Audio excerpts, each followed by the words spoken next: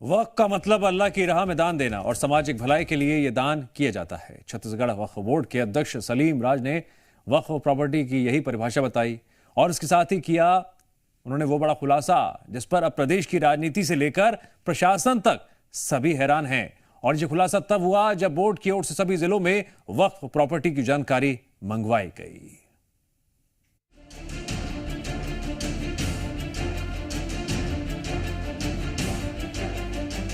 छत्तीसगढ़ में भू माफियाओं का अजीबोगरीब कारनामा सामने आया है।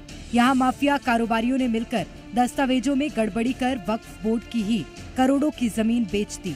ये सभी जमीनें अल्लाह को दान दी गई थीं, लेकिन बोर्ड की जानकारी के बगैर बेच दी गई। ये सभी जमीनें बगैर वक्फ बोर्ड की जानकारी में बेची गई हैं। अब वक्फ बोर्ड इसकी रजिस्ट्री को निरस्त कराने की तैयारी में जुटा है। छत्तीसगढ़ वक्फ बोर्ड के मुताबिक माफिया कारोबारियों की ओर से जगदलपुर, अंबिकापुर, रायपुर, बिलासपुर में वक्फ जमीन की सौदेबाजी की गई है। इसका खुलासा तब हुआ जब बोर्ड द्वारा सभी जिलों से प्रॉपर्टी की डिटेल मांगी गई। दस्तावेजों के आधार पर बोर्ड की जमीन के रिकॉर्ड खंगाले गए।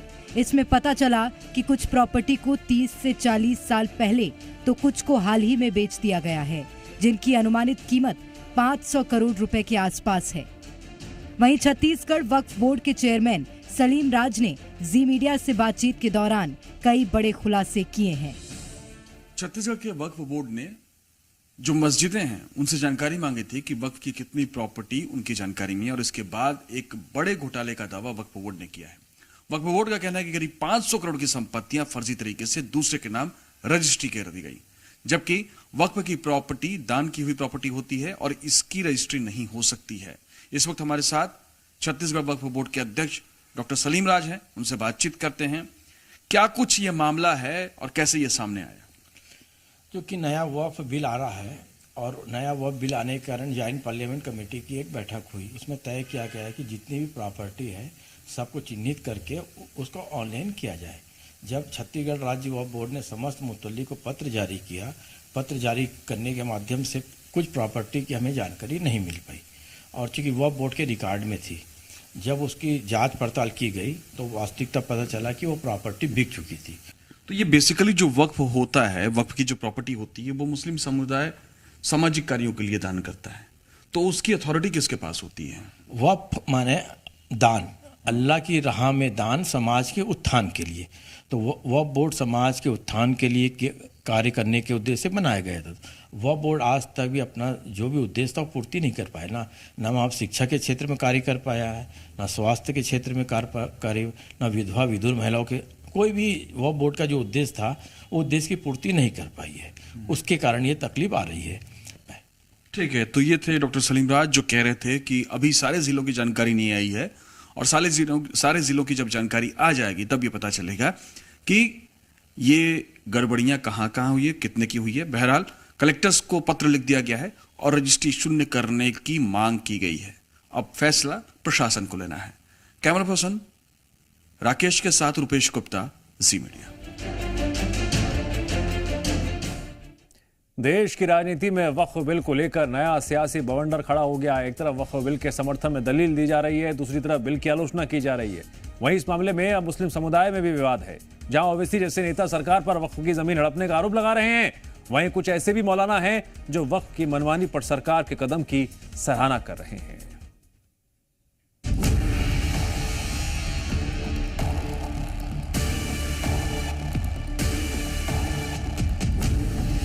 वक्फ बिल के खिलाफ एक बार फिर विरोध का बिगुल फूंक दिया गया है।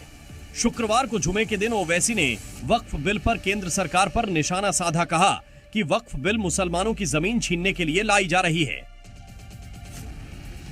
ये वक्फ का कानून मोदी इसलिए लाए हैं, यह कानून बनाना चाहती हैं इस बिल के जरिए कि मुसलमानों से मस्जिदों को छीन लिया जाए, मुसलमानों की दरगाहों को छीन लिया जाए, खानखाओं को छीन लिया जाए, कब्रस्तानों को छीन कर खबरों को मिसमार कर दिया जाए। वही ओवैसी के बयान पर मुस्लिम समुदाय की ओर से उस पर पलटवार किया गया। मौलाना शहाबुद्दीन बरेलवी ने ओवैसी पर तीखा हमला करते हुए उन्हें पाकिस्तान जाने की नसीहत दी।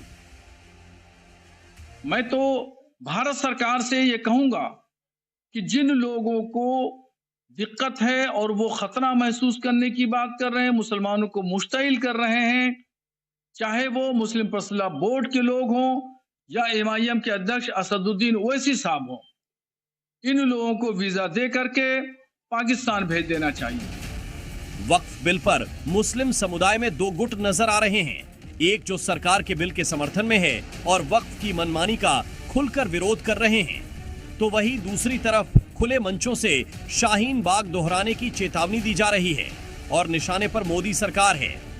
बीजेपी गवर्नमेंट ने अगर वक्फ बिल वापस नहीं लिया तो फिर हिंदुस्तान की सरजमीन पर CNRC से बड़ा इनकलाब होगा। एक शाहीन बाग दिल्ली में था, अब इस बार हिंदुस्तान की गली गली कूचे कूचे में शाहीन बाग होगा। जमाते इस्लामी हिंद ने भी वक्फ के खिलाफ सरकार पर दबाव बनाने के लिए हर मुमकिन कोशिश करने की बात कही है।